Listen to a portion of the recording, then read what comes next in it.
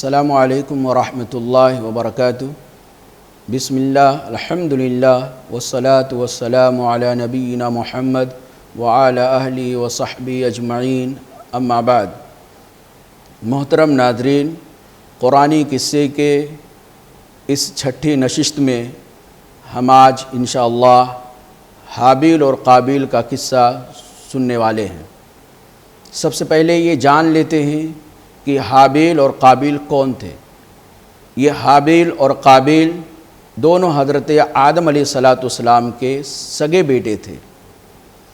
اللہ رب العالمین آدم علیہ السلام کو اس بات کی اجازت دیا تھا، ان کی شریعت میں اس چیز کو جائز قرار دیا تھا کہ سگے بھائی بہنوں کا رشتہ، سگے بھائی بہنوں کا نکاح آپس میں ہو جایا کرتا تھا، اور یہ مجبوری تھی، ضرورت تھی، اس لیے کہ انسانوں کی آبادی جو تھی وہ بالکل گنی چنی تھی۔ پہلے انسان آدم علیہ السلام، ان کی بیوی حوا، اسی سے پوری انسانیت کی آبادی کو پھیلانا تھا، اس لیے اللہ رب العالمین نے آدم علیہ السلام کو اس کی اجازت دیا تھا۔ یہ ان کی شریعت میں جائز تھا کہ سگے بھائی بہنوں کا رشتہ، سگے بھائی بہنوں کا نکاح کیا جا سکتا ہے۔ اللہ رب العالمین آدم علیہ السلام کی یہاں جو اولاد پیدا ہوتی تھی، اس کا طریقہ یہ بنایا تھا اللہ رب العالمین کہ ہر بار جڑوا بچے پیدا ہوا کرتے تھے، ایک لڑکا ایک لڑکی، دونوں میں نکاح کرنے کا جو طریقہ اللہ رب العالمین نے آدم علیہ السلام کو بتایا تھا وہ یہ کہ پہلی بار جو لڑکا پیدا ہوتا ہے اس لڑکے کا نکاح بعد میں پیدا ہونے والی لڑکی سے کیا جائے گا، اور بعد میں جو لڑکا پیدا ہوتا ہے اس کی شادی، اس کا نکاح پہلی بار جو پیدا ہوتی ہے لڑکی اس کے ساتھ کیا جائے گا۔ یہ کراس اللہ رب العالمین نے آدم علیہ السلام کو اپنی اولاد کے درمیان شادی رچانے کا طریقہ بتایا تھا۔ اتفاق کی بات یہ کہ حابیل کے ساتھ جو بہن اس کی پیدا ہوئی وہ زیادہ خوبصورت نہیں تھی، وہ تھوڑی شکل و صورت کے اعتبار سے بہت اچھی نہیں تھی، لیکن اس کا جو بھائی قابیل تھا، قابیل کے ساتھ جو اس کی بہن پیدا ہوئی وہ بہت خوبصورت تھی، بہت حسین تھی، جمیل تھی، دیکھنے میں اچھی لگ رہی تھی۔ اصول کے اعتبار سے اور جو ان کا جو طریقہ آ رہا تھا نکاح کا، اس اعتبار سے قابیل کی جو خوبصورت بہن تھی اس کا نکاح حابیل کے ساتھ ہونا تھا، اور حابیل کے ساتھ جو بہن پیدا ہوئی تھی جو بہت خوبصورت نہیں تھی اس کا نکاح قابیل کے ساتھ ہونا تھا۔ لیکن قابیل یہ سرکش نکلا، یہ ضد پہ آ گیا، اور قابیل نے کہنے لگا کہ میں اپنی بہن جو خوبصورت ہے اس کا نکاح حابیل سے نہیں ہونے دوں گا، یہ میری بہن ہے، میرے ساتھ پیدا ہوئی ہے، خوبصورت ہے، اس لیے اس بہن کا حقدار میں زیادہ ہوں، میں اپنی بہن کے ساتھ نکاح کروں گا۔ آدم علیہ السلام نے سمجھایا کہ ایسا نہیں ہوتا ہے، اصول کے اعتبار سے تمہیں ایسے نکاح کرنا پڑے گا، حابیل کی بہن سے قابیل تم کو نکاح کرنا پڑے گا، اور قابیل کی خوبصورت بہن سے حابیل کو نکاح کرنا پڑے گا۔ قابیل ضد پہ آ گیا، سرکشی کرنے لگا، کہا نہیں، میں اپنی بہن کا نکاح حابیل سے نہیں ہونے دوں گا، اس لیے کہ حابیل کی ساتھ جو اس کی بہن پیدا ہوئی وہ خوبصورت نہیں ہے، اور میں ایسی بدصورت لڑکی سے نکاح نہیں کر سکتا، میں اپنی خوبصورت بہن سے نکاح کروں گا۔ آدم علیہ السلام نے سمجھایا کہ بیٹا ایسا نہیں ہے، بہرحال وہ سرکشی پہ آ گیا، ضد پہ آ گیا، تو آدم علیہ السلام نے کہا ایک کام کرو، تم دونوں اللہ رب العالمین کی بارگاہ میں قربانی پیش کرو، نذرانہ پیش کرو، جس کی قربانی کو اللہ تعالیٰ قبول کر لے گا وہ خوبصورت بہن سے نکاح کرے گا۔ دونوں اس بات پہ تیار ہو گئے، راضی ہو گئے، دونوں نے قربانی پیش کیا، اور اللہ رب العالمین نے حابیل کی قربانی قبول کر لیا اور قابیل کی قربانی قبول نہیں کیا۔ ایک تو قابیل پہلے سے ضدی تھا، پہلے سے سرکش تھا، اور بعد میں جب اس نے دیکھا کہ میری قربانی قبول نہیں ہوئی، حابیل کی قربانی قبول ہو گئی، تو اب وہ حابیل سے حسد بھی کرنے لگا، وہ حابیل سے جلن بھی رکھنے لگا، اور اس قدر اندر سے بہت ہی زیادہ غصے میں آیا، اور وہ کہنے لگا لاقتلنک، اے حابیل میں تجھ کو قتل کر دوں گا، میں تجھ کو قتل کر دوں گا، اپنی خوبصورت بہن سے تیرا نکاح نہیں ہونے دوں گا، میں تجھے قتل کر دوں گا۔ حابیل نیک انسان تھا، اچھا انسان تھا، اللہ رب العالمین سے ڈرنے والا متقی انسان تھا، اس لیے اس نے کہا کہ آپ اگر مجھے مارنے کے لیے، مجھے قتل کرنے کے لیے کوشش کریں گے، ہاتھ میری طرف بڑھائیں گے، تو میں تو تمہیں قتل کرنے کے لیے کوشش نہیں کرنے والا ہوں۔ تم قتل کرنا چاہتے ہو تو قتل کر دو، میں یہ چاہتا ہوں کہ تم میرے قتل کا بھی بوجھ اپنے کندھوں پہ لا دو، گناہ اپنے کندھوں پہ لا دو، اور اپنے گناہوں کا بوجھ بھی اپنے کندھے پہ لا دو۔ میں گناہوں سے بری ہونا چاہتا ہوں، میں اللہ سے گنہگار بندہ بن کر کے ملاقات نہیں کرنا چاہتا ہوں۔ بہرحال یہ باتیں سن کر کے قابیل نے حابیل کو قتل کر دیا۔ ہمارے بہت سارے بھائی، ہماری بہت ساری بہنیں کنفیوز ہو جاتی ہیں، تردد کا شکار ہو جاتی ہیں، کون اچھا تھا کون برا تھا، کس نے قتل کیا کس کو قتل کیا؟ تو اس کا آسان طریقہ یہ ہے کہ جس کے نام کے شروع میں قاف ہے وہی قاتل ہے۔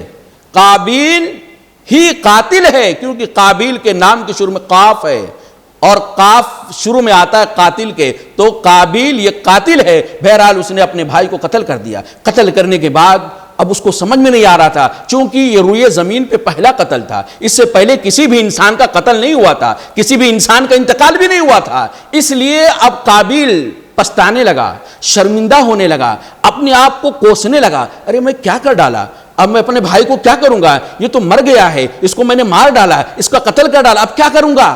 اس کو کچھ سمجھ میں نہیں آ رہا تھا۔ اس لیے اللہ رب العالمین نے کوا بھیجا، ایک کوا اڑتا ہوا پرندہ، جو کالا کوا معلوم ہے، وہ آیا اور اس نے اپنے ایک ساتھی کو مار ڈالا، مار کر کے اس کو زمین کے اندر گڑھا کھود کر کے مٹی ہٹا کر کے اس گڑھے کے اندر اپنے مرے ہوئے ساتھی کو، کوے کو ڈالا اور اوپر سے مٹی ڈالا۔ یہ منظر، یہ سین جو تھا، یہ قابل غور سے دیکھ رہا تھا، اس کو سمجھ میں آ گئی کہ اپنے اس مردہ بھائی کو جس کو میں نے قتل کیا، مٹی ہٹا کر کے گڑھا کھود کر کے قبر بنا کر کے اس کو مٹی کے اندر دبا دینا، اوپر سے مٹی پھینک دینا۔ اس نے قابل نے یہی کیا۔ بہرحال یہ اپنے بھائی کا قتل کر دیا۔ یقین مانیے اس قصے کو اللہ رب العالمین نے جس مقصد کے لیے بیان کیا ہے وہ اصل ہے۔ قرآن کریم کے اندر کوئی بھی قصہ نصیحت سے، موعظت سے، عبرت سے خالی نہیں ہے۔ ہر واقعے کا، ہر قصے کا اللہ رب العالمین ایک پیغام دینا چاہتا ہے۔ حابیل اور قابیل کے اس قصے کے اندر جو بہت اہم بات ہے وہ یہ کہ نمبر ایک، سرکشی، ظلم و زیادتی اور حسد، اس کا انجام بہت خطرناک ہوتا ہے، بہت ہی انجام بہت برا ہوتا ہے۔ پہلا دیکھیے کہ اس قابیل نے سرکشی میں آ کر کے، ظلم و زیادتی میں آ کر کے، حسد کی آگ میں جل کر کے اپنے سگے بھائی کو قتل کر دیا۔ اتنا بڑا گناہ، کتنا بڑا گناہ، اپنے سگے بھائی کو قتل کر دیا سرکشی میں آ کے۔ پیارے نبی صلی اللہ علیہ وسلم نے ارشاد فرمایا کہ روئے زمین پہ قیامت کی صبح تک جتنے بھی لوگوں کو ظلمن قتل کیا جائے گا، قاتل کو تو سزا ملے گی، قاتل کے کندھوں پہ تو گناہ جائے گا ہی جائے گا، ساتھ ہی ساتھ ہر قتل کرنے والے کا گناہ قابیل کے کندھوں پہ جائے گا، ہر ایک کا حصہ، گناہ کا حصہ قابیل کے اکاؤنٹ میں بھی جائے گا۔ اب سوچے ذرا کتنا بڑا اس نے غلط کام کیا کہ خود تو اپنے بھائی کا قتل کیا، وہ گناہ اس کے لیے کافی ہے، اس کی ہلاکت کے لیے، بربادی کے لیے، تباہی کے لیے۔ لیکن اللہ کے نبی صلی اللہ علیہ وسلم کہتے ہیں قیامت کی صبح تک جتنے بھی انسانوں کو ظلمن قتل کیا جائے گا، سارے لوگوں کا گناہ بھی قابیل کے سر پہ جائے گا۔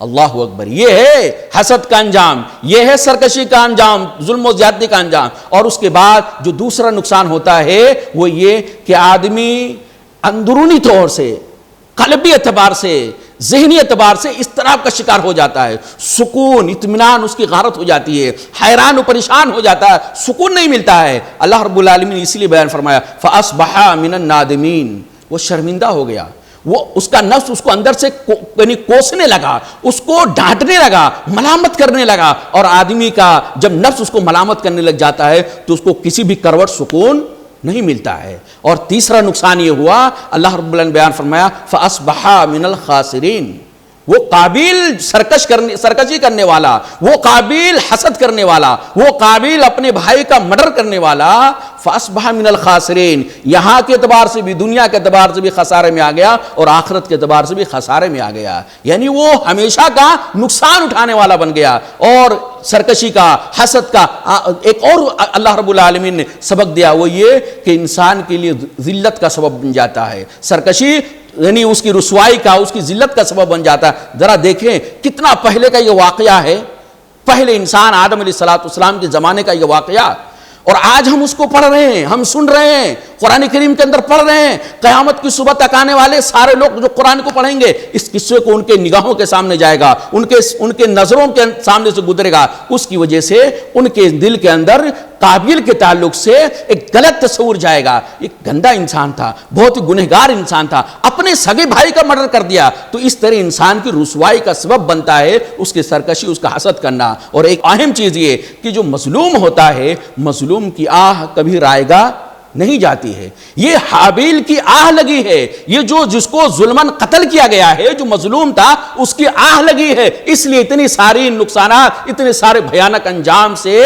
قابل کو گزرنا پڑ رہا ہے۔ اور آخری چیز اس درس کے تعلق سے، اس قصے کے تعلق سے، وہ یہ کہ اللہ رب العالمین مظلوم کا بدلہ لے کے رہتا ہے۔ جس کو ستایا جاتا ہے، اگر وہ ستایا ہوا انسان اپنا بدلہ خود نہیں لے سکتا تو اس کے لیے اللہ تعالیٰ نے آخرت کی بڑی عدالت قائم کیا ہے۔ ہر ظالم کو اس کے ظلم کی سزا اللہ تعالیٰ دے کے رہے گا۔ محترم ناظرین، ہمارے اور آپ کے لیے عبرت اور نصیحت یہ ہے کہ ہم اور آپ سرکشی کے راستے کو چھوڑ دیں، ظلم و زیادتی کے راستے کو چھوڑ دیں، بیجا ضد کے راستے کو چھوڑ دیں، اور سب سے بڑی چیز یہ حسد کرنا چھوڑ دیں۔ ایک دوسروں کی نعمتوں کو دیکھ کر کے حسد اور جلن سے اپنے آپ کو بچا لیں، بلکہ یہ سوچیں کہ جس اللہ نے فلاں کو دیا ہے وہی اللہ مجھے بھی دے سکتا ہے، تو حسد کرنے کے بجائے اس سے وہ نعمت مانگیں۔ یہ ہمارے لیے اس قصے کا عبرت اور نصیحت کا پہلو ہے۔ اللہ رب العالمین سے دعا ہے کہ اللہ ہم تمام بھائیوں کو، بہنوں کو رب العالمین اس بات کی توفیق عطا فرمائے کہ جتنے بھی گمراہی کے، اللہ کی ناراضگی کے، جہنم میں لے جانے والے طریقے، راستے، اسباب ہیں، سب سے اللہ تعالی ہم سب کی حفاظت فرمائے، آمین۔ اقول قولی ھذا استغفر اللہ لی ولکم ولسائر المسلمین فاستغفروہ انہ هو الغفور الرحیم۔ والسلام علیکم ورحمۃ اللہ وبرکاتہ۔